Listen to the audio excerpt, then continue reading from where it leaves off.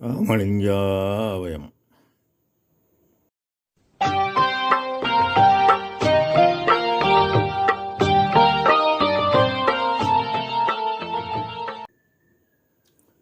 அருட்பெரும் ஜோதி அருட்பெரும் ஜோதி தனிப்பெரும் கருணை அருட்பெரும் ஜோதி எல்லா உயிர்களும் இன்புற்று வாழ்க. வள்ளல் மலரடி வாழ்க வாழ்க. திருச்சிற்றம்பலம். அருட்பெருஞ்சோதி ஆண்டவரின் பரிபூர்ண அருளை பெற்ற அருட்பிரகாசம் பெருமானின் திருவடிகளை மனமொழிமையால் போற்றி பணிகின்றேன் தயவுடன். நாம் செய்த செயலின் நுழைவாக இன்ப துன்ப அனுபவங்கள் யாவும் வந்து கொண்டே உள்ளது.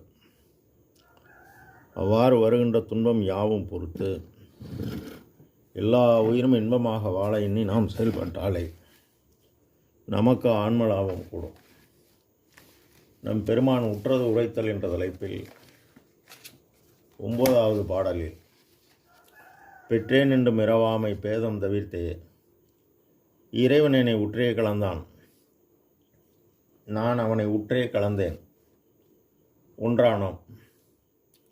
எற்றே அடியன் செய்த தவம் யாரே புரிந்தார், இன் அமுதம் துற்றே உலகிற் நீவிரலாம், வாழ்க வாழ்க துணியற்றே என இப்பாடலை பதிவு செய்கின்றார். பெருமான் முதல் பாமாலையுடன் அடுத்த பாமாலை தொடர்பாக்கி அணி அணியாக மாலை தொடுக்கிறார். இந்த பாமாலை என்றும் வாடாது, இயற்கை மனவீசும் பாமாலை. எற்றே அடியன் செய்ததும் யாரே புரிந்தார். எற்றே என்றுதல் எண்ணுதல், எண்ணம் செயலாக்கி மாந்துதல் அனுபவித்தல். எண்ணத்தை செயலாக்கி அனுபவிப்பவர் மாந்தராவார். முதல் பாடலில் அகம் புறம் கூறி இப்பாடலில் தவம் கூறுகிறார். தாய் என்பது மெய்யெழுத்தில் 7ஆம் நிலை. வா என்பது வகரம் பேராற்றல். ஊ என்பது உகரம் சிறிய ஆற்றல். பிண்டத்தில் இம் ஆ ப்ளஸ் ஊ ப்ளஸ் இம் அகரம் ஆண்மூல் இயக்க உகரமாகிய காற்றின் இயக்கம் இயங்கி இம் என்னும் மகர மெய்யான உடம்பை ஜீவிக்க செய்கிறது, ஜீவித்து வாழ்கிறது.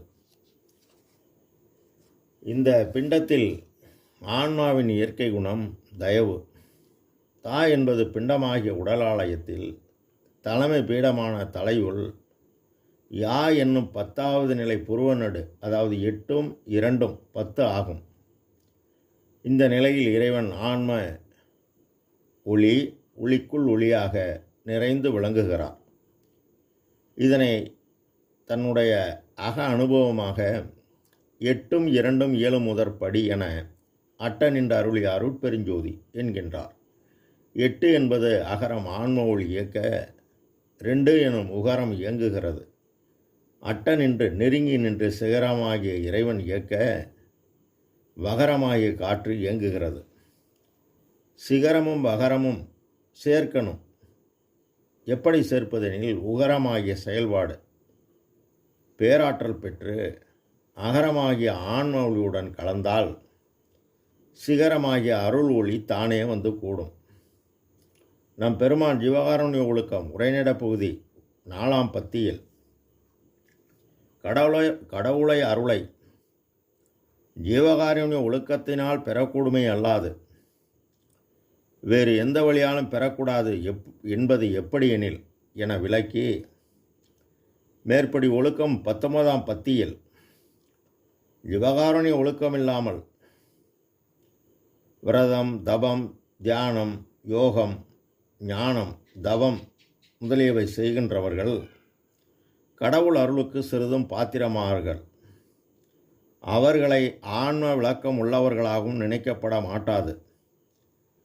ஜீவகாருண்யம் இல்லாது செய்யப்படுகின்ற செயல்களெல்லாம் பிரயோஜனமில்லாத மாயஜால செய்கைகளை என்று அறிய வேண்டுமென தெளிவாக கூறி இந்த அருளை தாம் பெற்ற இறை அக அனுபவத்தை அகவலில் யாரே எண்ணினும் இறங்குகின்றார்க்கு சீராகிய கடவுள் தயவு தானே கூடும் எனவும் அறம் காதல் செய்தேனை ஆண்டு கொண்ட அருட்பெருஞ்சோதியாய் ஆடும் அழகர் எனவும் ஈரமும் அன்பும் கொண்டு இன்னருள் பெற்றேன் எனவும் என்னை போல் இரக்கம் விட்டு பிடித்தவர் இல்லையே, என் பிடிக்குள் இசைந்தது போல் இசைந்ததில்லை பிறர்க்கே எனவும் தெளிவுபட கூறி என்னை ஏறாநிலைமிசை ஏற்றியது தயவு என அந்த அனுபவத்தை ஏறாநிலைமிசை ஏற்றி என்றெனக்கே ஆறாறு காட்டியது அருட்பெருஞ்சோதி எனவும் ஏறாநிலை நடு ஏற்றி என்றனை ஈண்டு ஆறாறு கடத்தியது அருட்பெருஞ்சோதி எனவும் இறை அகானுபவத்தை கூறுகிறார்.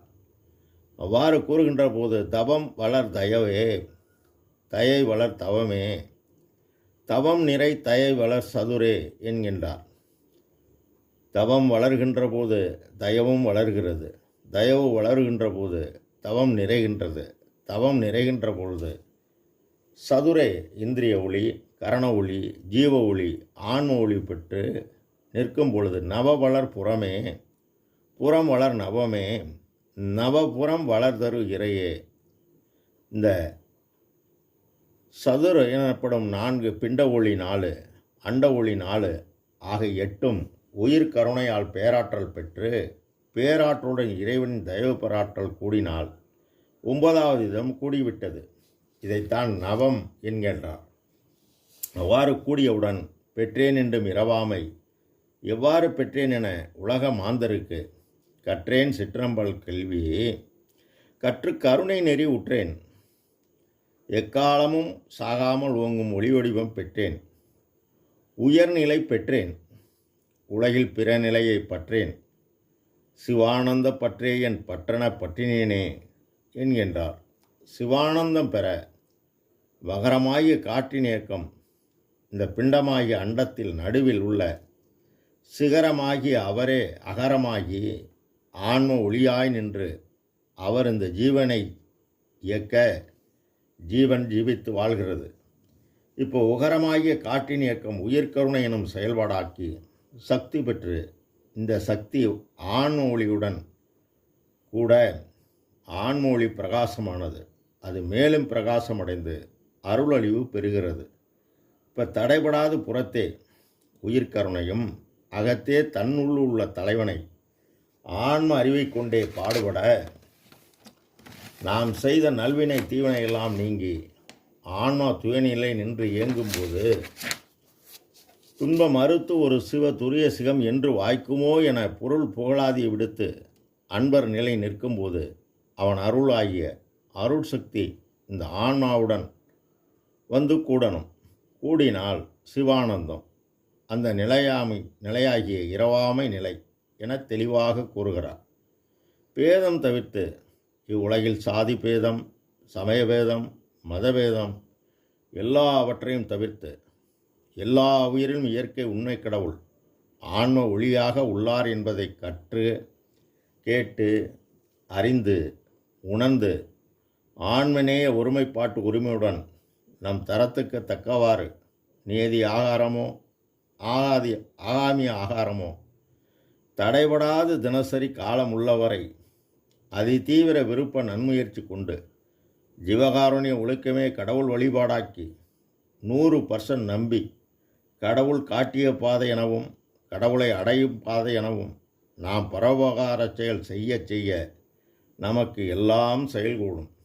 அப்படி அப்பா கூறியபடி மகன் கேட்டு செயல்பட்டதால் அவர் வந்து இவருடன் கலந்தார்.